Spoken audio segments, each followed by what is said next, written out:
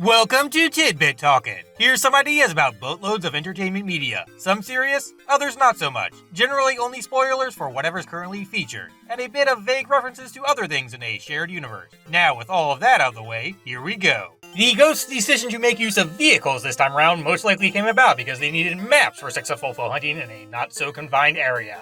It's simply far easier to sloppily lay such a thing across some dashboard kind of deal than pull it out of a bag every time or whatever. The issue where Sue goes extra hard at chasing Pac-Man after a set amount of time must have something to do with Queen Fairy Protection spell Hoopla running out after a few minutes. Tiny pixies probably produce extra lives on occasion by taking energy surpluses from that last thing when their sunny protector succeeds in being relatively fleet-footed. Certain famous undead mooks might decide to throw these dresses on after finding them in those vehicles they stole and getting really quite bored. Those pogo drills came into play because said group couldn't get the hang of driving bulldozers and whatnot and had to settle for handheld construction junk once they scared all regular workers off-site.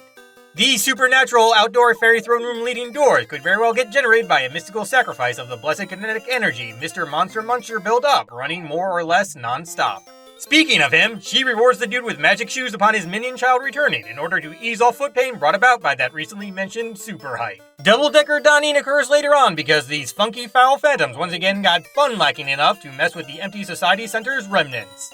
Somewhat related, these murder-happy geysers who drowned Pac-Man are actually spirits who died in the very same manner. These areas seem to be bridges crushed by the ghosts while they practice driving various ransacked transportation devices. Each of these trips are just jaunts in a different direction surrounding their family home. They chose to live here because they are surrounded by a variety of delicious fruits on practically all sides.